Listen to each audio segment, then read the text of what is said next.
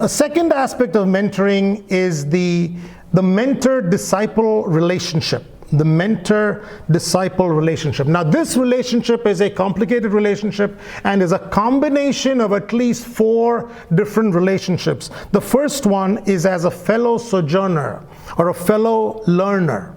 And this relationship modifies the other 3 relationships that I'm about to talk about. So, teaching is not because we are experts and we have reached there. It is because we are slightly ahead, right? We are a disciple we have to be a disciple in order to be a mentor. We cannot be a mentor without being a disciple constantly. Mentor, we are more mature, maybe because we've been Christians longer and have had more experiences, but that's not always the case. We can be a younger person like Timothy was and have more spiritual experiences. Paul was mentored by Barnabas first. So in Philippians chapter 3 verse 12 he says, "Not that I've already obtained this or am already perfect, but I press on." So he is also pressing on as he is mentoring. And in 1 Corinthians chapter 11 verse 1 he says, "Be imitators of me as I am of Christ." We can only be mentors as long as we are disciples. We can only ask people to imitate us only as long as we are imitating Christ. And that's what Paul did. So then the question comes, how do we have the time to be mentored while we are mentoring? Right? I mean, the task in ministry is so busy. We have so many different roles. And if we are mentoring a group of people, where do we have the time to be mentored by somebody else? One of my instructors in my doctoral ministry program was a man by the name of Leith Anderson. And he had a 20,000 member church in Minneapolis, St. Louis.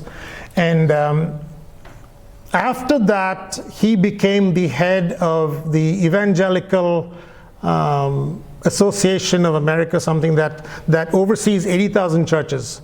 So one of the things that he said to address this problem of how can we have mentors when we are so busy with stuff, he said you can have a mentor, you can choose a mentor from anybody. It doesn't need to be a physical relationship that you meet once in so many days. You can read a person's books, you can watch his sermons, and you can be mentored by that person. That person doesn't even need to be in the same city, doesn't even need to speak your language, doesn't need to be even in the same generation. We can read material from previous generations and be mentored and thereby get mentored and be discipled by someone else. The second relationship is that of a parent. Just like a parent is a mentor to children, it's a personal and caring relationship. So Paul called Timothy my child. And Jesus was known as the Good Shepherd. He was a good shepherd to his disciples. And as a mentor, we need to show grace and patience with our disciples. And that's what Jesus did. He showed grace and patience to his disciples, right? Many times when you start mentoring, it's like you take 1 step forward and 5 steps back. And then after several months, it's 1 step forward and 4 steps back. And then it takes forever before it's 1 step forward and 1 step back, and you've still never moved forward at all. I mean, when the disciples were with Jesus, just before the Last Supper, they were having a discussion of who was the greatest. I mean, that was 3.5 years into this, and they, within a few weeks, they were going to be handed the entire responsibility of the Christian movement. And here they were, discussing with each other who was going to be the greatest. But Jesus had tremendous patience with the disciples, and he waited and waited for them to slowly come to the point where it was 1 step forward or 2 steps forward and 1 step back. Take a look at this video of Jason Alexander. The part that I want to say as an answer to you is, as you begin to find your way of working and you bump into something, you go, I can't make this work. Be gentle with yourself. You don't yell at a bud because it isn't a flower yet. It's gonna be a flower, but it opens when it's time for it to open. He was talking in terms of developing his own skills and his expertise, but that is true with anybody that we mentor. We have got to wait, and sometimes it just takes forever.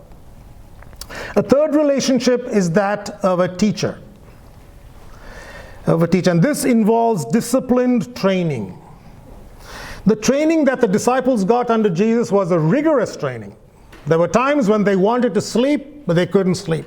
There were times that they wanted to eat, but they couldn't eat. Even when they took a break, there were people that came and they had to minister to 5,000 plus people. And they needed to be fed, and they needed to be cleaned up. And so they had this rigorous training. This training that Jesus gave to his disciples to deal with people was probably because later they were going to deal with people. And he had promised them, you are dealing with fish, but we're going to stop that, and now you're going to deal with people. And so he was training them how to deal with people. I'm not suggesting that we need to have a rigorous curriculum with those that we mentor, but it's a good idea to have some kind of path, as opposed to just following, just being reactive to different circumstances. Having a path through which you are taking disciples, it's better to be proactive. In this age when everybody thinks that they know everything, one of the tasks of a teacher mentor is in the art of gentle correction, right? It's if somebody did something wrong in your group, how do we correct them? How do we correct them? Back when I was still in India, my dad was a pastor of a church in the local language, and after my stint as a Sunday school teacher, all the kids grew up. I was glad for that. I grew up as well.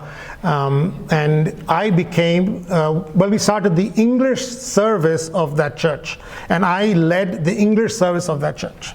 So all these kids that I taught Sunday school for all these years, they became members of the English church. And we had other members as well. But there was one teenager, so I was probably in my, early 20s, 19, 20, 21, when we did this. And there was one kid that he was a teenager, and he would come some days and not come some other days, and he was very, very erratic. So I decided to confront him, and so I went to his house, knocked on the door, and he was there, and his siblings were there, his mother was there, his dad wasn't there at that time.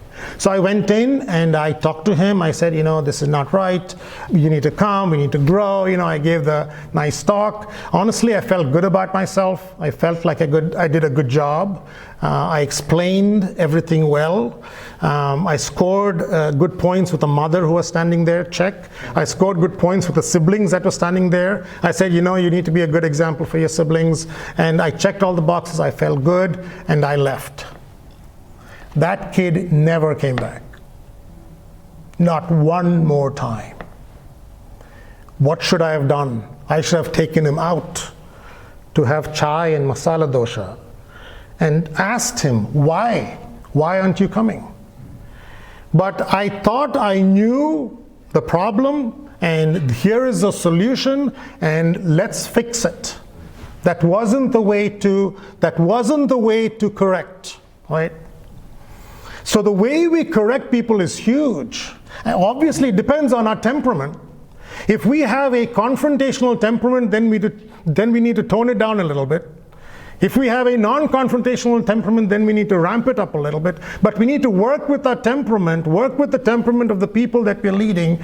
And I feel like it's better to have a plan already what you would do if the situation arose with your temperament, so you know how we would tackle something like that. A fourth relationship is that of a spiritual leader. And this includes a friendly respect, right? You need a friendly respect. Jesus was their rabbi, but he called them friends. Paul called his co-workers as brothers. So there was a friendly respect. A mentor needs to earn the right to be respected. Jesus obviously didn't have to earn it. I mean, he had the right to be respected, and so he was respected. How did Paul earn the right to be respected as a spiritual leader? Because he started with negative respect when he was persecuting the church. How did he come all the way across to the other side to be respected as a spiritual leader? In 2 Corinthians chapter 11, he writes this in verse 23 following. He boasts a little bit about himself. And before he boasts, he has about 6-7 verses where he's super apologetic and he calls himself a fool for doing this, but he has to do this because he is being considered as an inferior apostle. And so this is what he says. Are they servants of Christ? I am more. I have worked much harder, been in prison more frequently, been flogged more severely, and been exposed to death again and again. 5 times I received from the Jews the 40 lashes minus 1. 3 times I was beaten with rods. Once I was pelted with stones. 3 times I was shipwrecked. I spent a night and a day in the open sea. I have been constantly on the move. I have been in danger from rivers, in danger from bandits, in danger from my fellow Jews, in danger from Gentiles, in danger in the city, in danger in the country, in danger at sea, in danger from false believers. I have labored and toiled and have often gone without sleep. I have known hunger and thirst and have often gone without food. I have been cold and naked. Besides everything else, I face daily the pressure of my concern for all the churches. How does a person gain respect as a leader, as a spiritual leader? You cannot not respect a person that works harder than you. If your leader comes to work earlier than you and leaves after you leave, how can you not respect that person? Another way that Paul got respect is because his words matched his deeds. Follow me as I follow Christ. Nothing can kill respect in the spiritual field when we say one thing and do something else, isn't it?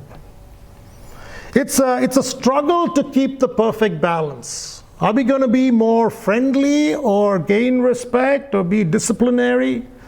You know, when we have kids, we want to be friends with the kids, but then if you're too friendly with the kids, they don't respect you. And so then we back off a little bit, and then we are a little more strict, and then they're not friends anymore. And so we go this back and forth.